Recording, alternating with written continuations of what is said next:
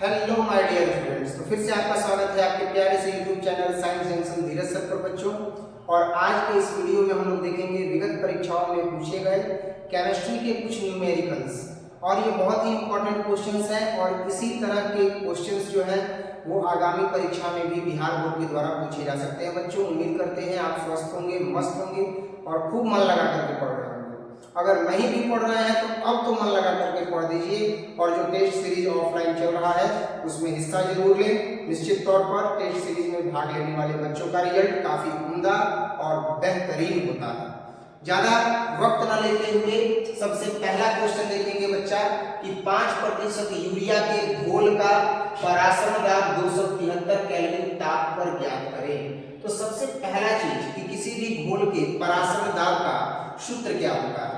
तो किसी भी घोल के परासरण दाब को अगर ज्ञात करना होता है तो उसके लिए जो फॉर्मूला होता है बच्चा वो जानना जरूरी है, तभी हम परासरण दाब ज्ञात कर पाएंगे, अन्यथा नहीं ज्ञात कर पाएंगे।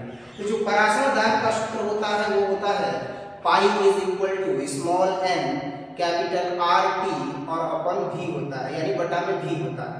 तो अगर हम देखें तो घोल के परासरण दाब के लिए सबसे पहला जो व्यंजक मिला वो क्या मिला, तो घोल के परासरण दाब के लिए ध्यान दीजिएगा, तो घोल के परासरण दाब के लिए पाई इज इक्वल टू क्या होता है, तो n RT अपन V, यानी nRT बाई V आ गया। ठीक है बच्चा, अब यहां से पता चल रहा है कि ये तो गैस स्थिरांक है, ये तापमान T है। तो तापमान T तो दिया हुआ है 273 केल्विन ताप, तो हम यहाँ 273 केल्विन ताप रख देंगे। अच्छा, आयतन जो है वो निकालना पड़ेगा, और R का मान गैस स्थिरांक का मान पता ही होता है कि गैस स्थिरांक का जो मान होता है वह 0.082 होता है। तो यही मान यहाँ रखेंगे 0.082। क्या रखेंगे? हाँ, 0.082 रखेंगे। लेकिन मोलों की संख्या क्या होगी ये पता नहीं है, यानी कि n आणविक भार कितना होगा। मोलों की संख्या न कह करके इसको क्या कहेंगे, आणविक भार। और आणविक भार से, यूरिया के आणविक भार से मोलों की संख्या ज्ञात करेंगे। तो ध्यान दीजिएगा क्या होगा, सबसे पहले जो है हम क्या करेंगे कि एक एक का जो है वो मान निकालेंगे और इसमें रखेंगे और ज्ञात करेंगे। तो सबसे पहले यूरिया का आणविक द्रव्यमान निकालेंगे। ठीक है, तो यूरिया का सूत्र क्या होता है बच्चा, यूरिया के आणविक द्रव्यमान के लिए ध्यान दीजिएगा, तो यूरिया के आणविक द्रव्यमान के लिए हम क्या करेंगे, तो यूरिया का जो सूत्र होता है वो होता है CH4N2O। क्या होता है, CH4N2O। अब इसका आणविक द्रव्यमान निकालेंगे। कार्बन का कितना होता है 12 प्लस हाइड्रोजन एटम 4 है, तो 4 इंटू हाइड्रोजन का कितना होता है एटॉमिक मास, यानी परमाणु द्रव्यमान 1 होता है, तो 1 लिखेंगे। प्लस नाइट्रोजन कितना है 2 है, और नाइट्रोजन का कितना होता है परमाणु द्रव्यमान 14। ऑक्सीजन है, तो ऑक्सीजन का परमाणु 1 है, होता कितना है इसका परमाणु द्रव्यमान 16 रख दिए। अब इसके बाद क्या होगा, तो 12 ऐसे ही, और 4 एकम 4 और 14 दूनी 28, 16 एकम कितना हो गया 16 हो गया, यानी 4 1 जो 4 हो गया, 14 2 जो 28 हो गया, और 16 1 जो 16 हो गया। अब इसको ऐड करते हैं, तो 12 में 4 ऐड करेंगे तो हो जाएगा 16, और प्लस 28 प्लस 16 है ना। तो अब ध्यान दीजिएगा, ये 16 और 16 ऐड करेंगे तो 32 होगा, और 32 में 28 ऐड कर देंगे तो 60 होगा, यानी CH4N2O यूरिया का जो आणविक द्रव्यमान होगा, एटॉमिक मास होगा, वो कितना आ गया 60 आ गया। क्लियर है। अब जब ये मान आणविक भार 60 आ गया है बच्चा लोग, तो अब हम लोगों को यूरिया में मोलों की संख्या ज्ञात करनी है। तो यूरिया में मोलों की संख्या को ज्ञात करने के लिए सबसे पहले यूरिया का प्रतिशत मान 5 होता है, आणविक द्रव्यमान 60 होगा, और गुणे 100 कर देंगे, यानी यूरिया में मोलों का प्रतिशत मान ज्ञात करेंगे तो 5 बटा में 60, क्योंकि 5% है यूरिया, आणविक द्रव्यमान 60 आया है, तो 5 बटा में 60 और गुणे कितना कर देंगे 100 कर देंगे। सेम टू सेम यही चीज यहाँ भी करेंगे। तो CH4N2O का एटॉमिक मास मिल चुका है, और अब हम यूरिया में मोलों की संख्या ज्ञात करेंगे। तो लिखेंगे इसलिए यूरिया में मोलों की संख्या। तो यूरिया में मोलों की संख्या क्या हो जाएगा बच्चा? यूरिया का प्रतिशत मान 5 बटा में आणविक द्रव्यमान कितना 60 और गुणे कितना 100। बताइएगा, एक जीरो से एक जीरो कट जाएगा और फिर कितना हो जाएगा? तो 10 बचे 50 और बटे में कितना 6। तो 50 बटे में 6 जो आया इसको हल करेंगे तो 8 6 48 2 आएगा, दशमलव देके 0 20 होगा, 36 18 लगातार चलता रहेगा। यानी यूरिया में मोलों की जो संख्या होगी वो होगी 8.33। ये रिपीट होता रहेगा। तो ये यूरिया में मोलों की संख्या निकल गई बच्चा लोग। अब क्या ज्ञात करना है? तो क्वेश्चन जो है वो कह रहा है कि यूरिया का घोल अगर 5% है तो 273 केल्विन ताप पर पराशर दाब ज्ञात कीजिए। तो सबसे पहले हम देखें यूरिया में मोलों की संख्या तो 8.33 आ गई। अगर इस 8.33 में यूरिया के मोलों की संख्या में अगर हम n का मान निकालेंगे तो n का मान निकालेंगे तो क्या होगा? ध्यान दीजिएगा, अगर हम यूरिया में मोलों की संख्या निकालेंगे, यूरिया में किसकी संख्या? तो मोलों की संख्या। अगर हम यूरिया में मोलों की संख्या निकालेंगे तो 8.33 को जैसे ही 10 से डिवाइड करेंगे तो क्या हो जाएगा? 0.833 हो जाएगा। और इस तरीके से परफेक्ट जो है वो हम मोलों की संख्या हम लोग याद हो जाएगी कि 0.833 होगा। 10 से जैसे ही डिवाइड करेंगे तो किसका मान आ गया? n का मान आ गया। अब रहा किसका मान? r का मान, t का मान और v का मान। तो t का मान तो पता है 273 केल्विन है। r का मान गैस स्थिरांक का मान 0 कितना लेंगे? तो 0.82 ले लेंगे। v कितना है, आयतन कितना है नहीं पता है, तो लिखेंगे कि घोल का आयतन। क्या लिखेंगे बच्चा लोग? घोल का आयतन। अब हम निकाल रहे हैं किसका आयतन? घोल का आयतन। तो घोल का आयतन कितना हो जाएगा? तो घोल का आयतन होगा 100 बटा में कितना? 1000 सीसी। अब ये कट जाएगा 2 जीरो से 2 जीरो, तो 1 बटा में 10, तो 0 कितना आ गया? 1। यानी बच्चा लोग घोल का जो आयतन आया वो कितना आया? तो घोल का आयतन आ गया 0.1। कितना आ गया? 0.1 आ गया, ठीक है ना?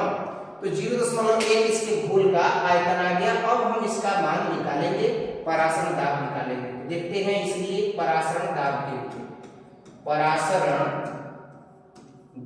लिए, तो क्या हो जाएगा परासरण दाब के लिए? अगर हम मान निकालेंगे तो परासरण दाब के लिए पाई इज इक्वल टू होगा nRT और बटे में v। पाई का मान निकालेंगे तो n के जगह पर कितना रखेंगे? तो रखेंगे 0.833 और गुणे r के जगह पर कितना रखेंगे? तो r के जगह पर रखेंगे 0.082। कितना रखेंगे? 0.082, ठीक है। अब इसके बाद तापमान कितना रखेंगे? तो 273। तो हमने तापमान रख दिया 273 केल्विन। और उसके बाद आयतन, तो आयतन तो निकाला ही है, कितना है आयतन? तो 0.1। बच्चा लोग जब हम इसको हल करेंगे तो इसको हल करने पर जो मान आएगा वो मान आएगा 18.65 एटम। कितना आएगा? 18.65 एटम। यही इसका क्या हो जाएगा? तो यही इसका आंसर हो जाएगा मेरे लाल। और इस तरीके से ये क्वेश्चन बन करके तैयार है। क्लियर है? उम्मीद करते हैं आपको खूब बढ़िया से समझ में आया होगा। और कई बच्चे यहाँ पर पूछेंगे कि 10 से डिवाइड क्यों किया गया? तो 10 से डिवाइड इसलिए किया गया क्योंकि यूरिया में मोलों की संख्या जो ये मिली हुई है, यह किसके लिए मिली हुई है? तो यूरिया में मोलों की जो संख्या मिली हुई है इसको अभी लीटर के मुताबिक नहीं ज्ञात किया गया था। जैसे ही 10 से डिवाइड किए तो वहाँ आयतन लीटर में है, इसीलिए यह मान किसमें चेंज हो गया? लीटर में। यानी यह लीटर में मोलों की संख्या है। क्लियर है? ठीक है, देखें ये अब हम दूसरा क्वेश्चन। अगला क्वेश्चन है बच्चों कि जब 10 ग्राम मात्रा का एक अवाष्पशील घुल्ले को 100 ग्राम बेंजीन में घुलाया जाता है तो इसके क्वथनांक में 1% की बढ़ोतरी होती है, यानी क्वथनांक में उन्नयन होता है।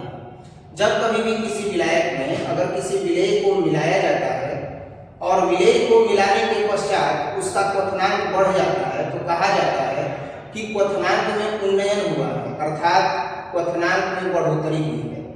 तो बच्चा आप ही देखिए कि 10 ग्राम मात्रा का एक अवाष्पशील घुल्य है, अवाष्पशील घुल्य मतलब वो वाष्प में परिणत नहीं होगा, और 100 ग्राम बेंजीन में उसको घुलाया जाता है।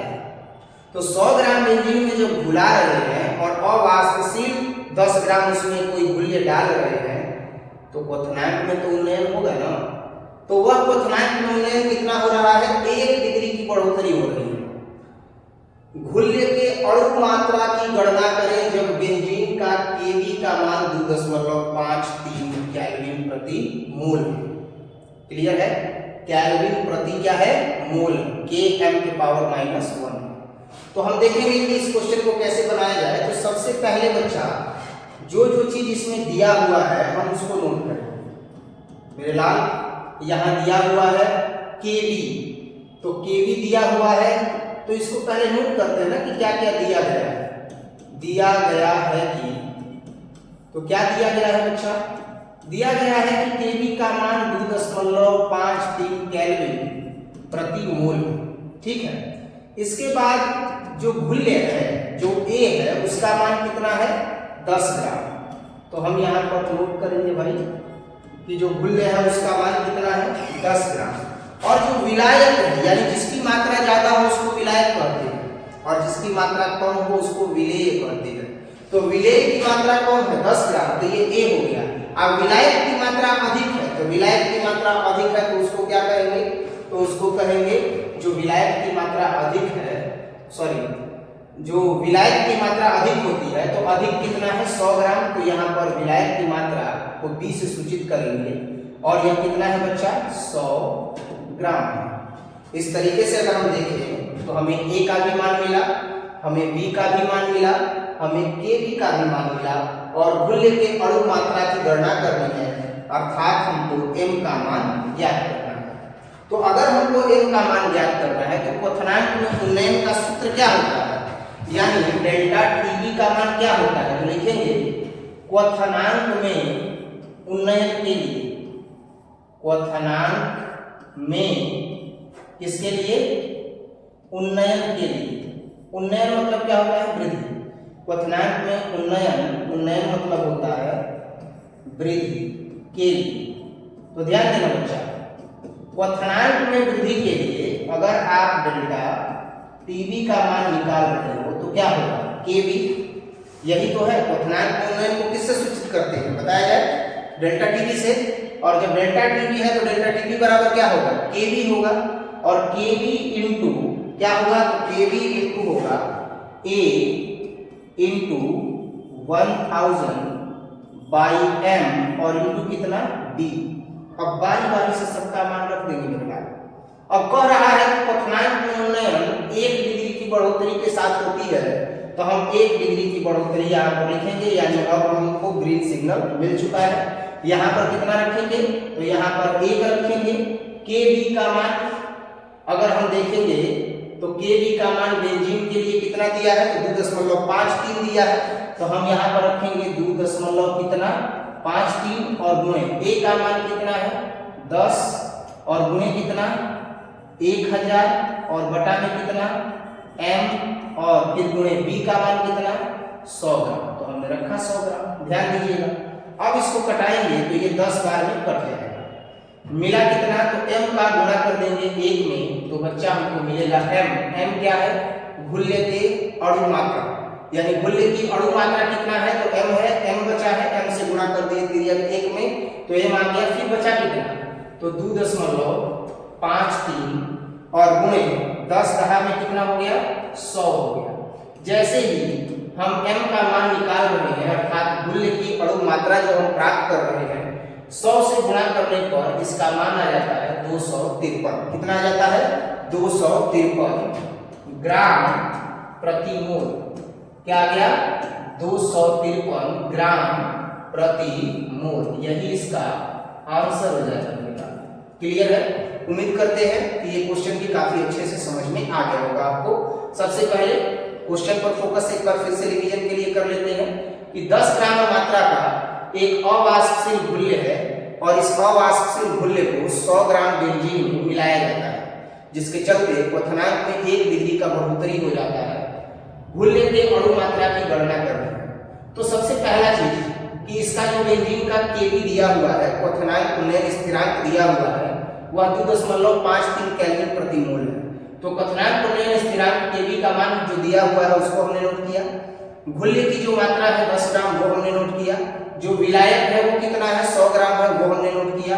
हमको m का मान चाहिए अर्थात घुल्य की अणु मात्रा का गणना करना है। हमने क्वथनांक उन्नयन या क्वथनांक में उन्नयन के लिए जो फॉर्मूला होता है delta TB is equal to KB into A into 1000 by M into B, इसका यूज किया। KB के जगह पर KB का मान, डेल्टा TB के जगह पर डेल्टा TB का मान, AB के जगह पर AB का मान। अब यहाँ 100 रख दिए, यहाँ 10 रख दिए अकॉर्डिंग टू इसके वैल्यू। तो अब 100 से 10 टाइम में कट गया, M से 1 गया तो M बन गया, M हो गया और 2.53 है और गुणे अब हो जाएगा 10 का हमें 100 गुना कर दिए तो 253 ग्राम प्रति मोल हो गया। ठीक बच्चा, इसी तरह का एक और क्वेश्चन है जो विगत परीक्षा में पूछा गया है। अब हम इसको देखेंगे। Question number 3। क्वेश्चन नंबर 3 हो बच्चा कि यदि 20 ग्राम कैल्शियम कार्बोनेट को एक विलयन में जिसमें 20 ग्राम HCl है मिलाया जाता है, मतलब 20 ग्राम जो है वह कैल्शियम कार्बोनेट है। क्या है बच्चा? तो 20 ग्राम जो है वो कैल्शियम कार्बोनेट है और कैल्शियम कार्बोनेट को किस में मिलाते हैं? तो HCl में मिलाते हैं। HCl की मात्रा कितनी है? 20 ग्राम है। अब कह रहा है कि अभिक्रिया के समापन पर, मतलब अभिक्रिया हो गई, तो अब आप बताइए, आप तो 12 क्लास के विद्यार्थी है ना, कि जब कैल्शियम कार्बोनेट लिखा हुआ है तो कैल्शियम कार्बोनेट लिखा हुआ है तो इसका सूत्र क्या होगा? तो इसका सूत्र होगा CaCO3। क्या होगा? CaCO3। और जब CaCO3 अगर अभिक्रिया करता है किससे? HCl से, तो बनाता क्या है? तो HCl से अभिक्रिया करके कैल्शियम कार्बोनेट क्या बनाता है? तो कैल्शियम क्लोराइड बनाता है। क्या बनाता है बच्चा? कैल्शियम क्लोराइड बनाता है। कैल्शियम क्लोराइड के साथ साथ क्या बनाता है? तो कैल्शियम क्लोराइड के साथ कार्बन डाइऑक्साइड और जल बनाता है। तो ध्यान दीजिएगा क्या क्या बनाएगा? कैल्शियम क्लोराइड बनाएगा, इसके बाद क्या बनाएगा? तो कार्बन डाइऑक्साइड बनाएगा, इसके बाद क्या बनाएगा? तो जल बनाएगा। जैसे ही क्लोरीन 2 आया तो यहाँ 2 से गुणा कर देंगे, बैलेंस हो जाएगा। कैल्शियम सिंगल है, कैल्शियम सिंगल हो गया। CO3 है यानी कार्बन कितना है? तो कार्बन कैल्शियम है CO3 कैल्शियम कार्बोनेट। हाइड्रोजन कितना है? 2 है, तो हाइड्रोजन 2 है।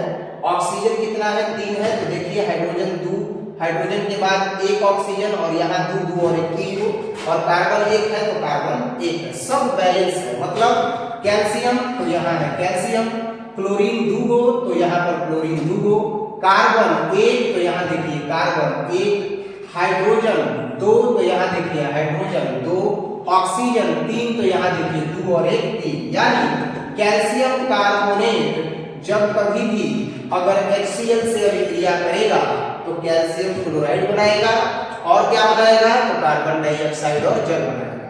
ये अभिक्रिया आपको आनी चाहिए तभी ये सवाल बनेगा, अदरवाइज नहीं बनेगा। ये एकदम गांठ बांधने का है। तो इस आधार पर भी प्रश्न पूछे जाते हैं कि भाई 20 ग्राम कैल्शियम कार्बोनेट है और 20 ग्राम कैल्शियम कार्बोनेट को एक विलयन में जब रखा जाता है और उसमें 20 ग्राम HCl है, उसी में उसको मिला दिया जाता है। मतलब कैल्शियम कार्बोनेट 20 ग्राम है, एक विलयन है जिसमें 20 ग्राम HCl है, मिला देते हैं, अभिक्रिया संपन्न हो जाती है। तो अभिक्रिया संपन्न होगी तो कैल्शियम क्लोराइड और कार्बन डाइऑक्साइड और जल बनेगा। क्लियर है? अब ध्यान दीजिएगा, ये जो CaCO3 है इसके विषय में अगर हम बात करें तो मान लेते हैं कि ये 100 ग्राम है। कितना है? 100 ग्राम। बच्चा हम मान लेते हैं कि कैल्शियम कार्बोनेट कितना है? 100 ग्राम। 100 ग्राम में अगर हम कैल्शियम कार्बोनेट में HCl की मात्रा निकालते हैं तो HCl कितना हो जाएगा? तो HCl जो होता है वो 73 ग्राम हो जाएगा। कितना? 73 ग्राम।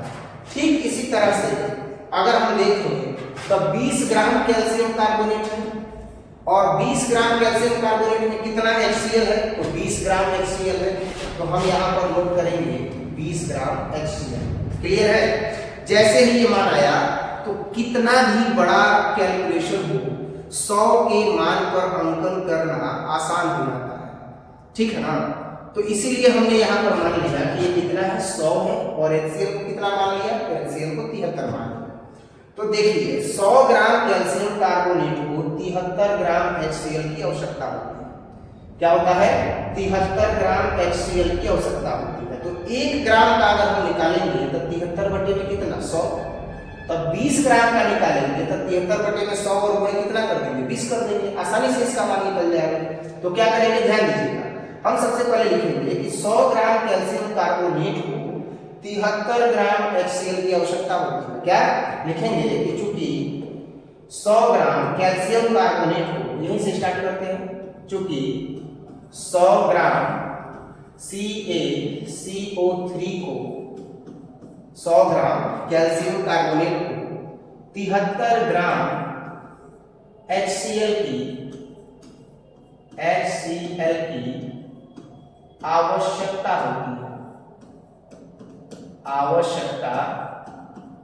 होती है। इसलिए अगर हम 1 ग्राम कैल्शियम कार्बोनेट की बात करें कि 1 ग्राम कैल्शियम कार्बोनेट को HCl की आवश्यकता बराबर कितनी होगी, HCl की आवश्यकता बराबर कितनी होगी, तो बच्चा ये हो जाएगा 73 बटे में कितना 100। अब हमको 1 नहीं चाहिए लेकिन 20 ग्राम कैल्शियम कार्बोनेट को आई मिलियन में मिला रहे हैं जिसमें 20 ग्राम कितना हो तो HCl हो। तो अभिक्रिया के समापन पर कौन कौन से पदार्थ उपस्थित रहेंगे, प्रत्येक पदार्थ कितनी मात्रा में रहेंगे, यही बताना है। तो 1 ग्राम के बाद हमको क्या चाहिए 20 ग्राम।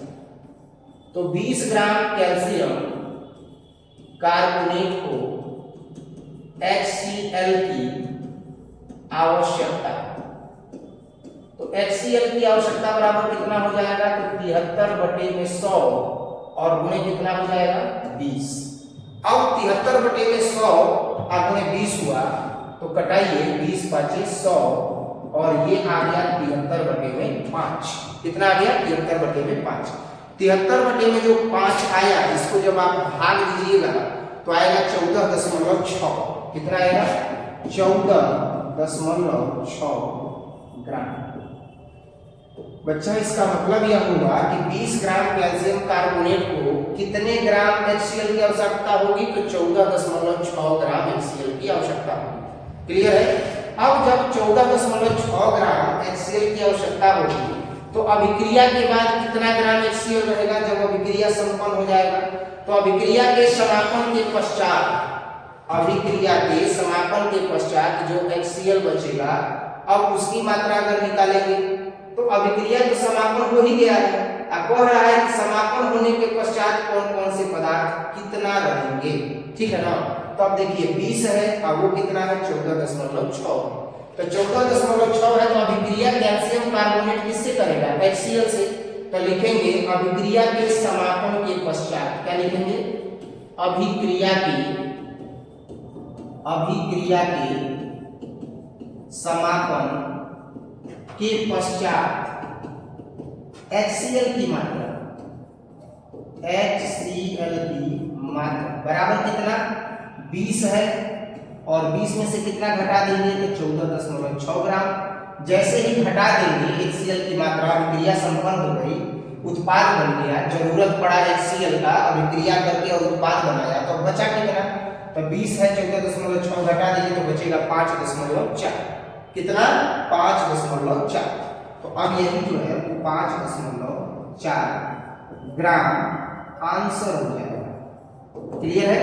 इस तरीके से बच्चों उम्मीद करते हैं कि ये थर्ड नंबर जो न्यूमेरिकल है जो विगत परीक्षा में पूछा गया है ये भी आपको खूब बढ़िया से समझ में आ गया होगा। इसी तरह के वीडियोस को देखने के लिए आप हमसे जुड़ सकते हैं, साइंस जंक्शन धीरज सर चैनल से जुड़ सकते हैं और अपने मित्र बंधुओं को भी जोड़ सकते हैं। हमारे यहाँ ऑफलाइन क्लासेज में इसी तरह के न्यूमेरिकल्स के क्वेश्चंस भी बताए जाते हैं, चाहे वो फिजिक्स के हो चाहे वो केमिस्ट्री के हो। बहुत सारे बच्चे जो 10th क्लास में होते हैं वो ये सोचते हैं कि अगर मैं बायो ले लेता हूँ तो मेरा मैथमेटिक्स से पीछा छूट जाएगा। ऐसा नहीं होता है। जब आप हमारे यहाँ पढ़िएगा माँ सरस्वती कोचिंग सेंटर में धीरज सर से अगर आप पढ़िएगा तो ऐसे ही केमिस्ट्री में आपको न्यूमेरिकल बताए जाएंगे, साथ ही साथ फिजिक्स में भी आपको न्यूमेरिकल बताए जाएंगे। तब आपको एहसास होगा कि हाँ 11th और 12th में बायो लेने के बाद भी हमारा सामना मैथ से होगा, क्योंकि जब तक आप आंतरिक प्रश्नों को हल नहीं कीजिएगा, न्यूमेरिकल्स को हल नहीं कीजिएगा, तब तक आप आगे के लिए फुल्ली प्रिपेयर नहीं होइएगा। तो तो आगे की संपूर्ण तैयारी के लिए, ताकि एकदम मजबूत तैयारी हो, न्यूमेरिकल्स पढ़ना केमिस्ट्री में भी जरूरी है और फिजिक्स में भी जरूरी है। इसीलिए आप सोच समझ करके चयन करें संस्थान का। और हमारे यहाँ विगत 11 वर्षों से जो है न्यूमेरिकल्स के साथ साथ थ्योरी भी पढ़ाया जा रहा है। वो अलग बात है कि अभी जो है वीडियो शूट किया जा रहा है। ठीक है, चलो इसी तरह के वीडियोस को देखने के लिए, इसी तरह के कंटेंट को देखने के लिए आप हमसे जुड़ सकते हैं। और अगर ऑफलाइन पढ़ना चाहते हैं तो मां सरस्वती कोचिंग सेंटर में जरूर संपर्क करें बेहतरीन तैयारी हो। ठीक है ना, सब लोग मिल करके बेहतरीन तैयारी करेंगे और हम अपना जी जान लगा देंगे आपको बेहतर बनाने के लिए, आप में परिवर्तन लाने के लिए कि आप खूब बेहतरीन प्रदर्शन करें। ठीक है बच्चा लोग, मिलते हैं अगले वीडियो में। Till then take care, bye.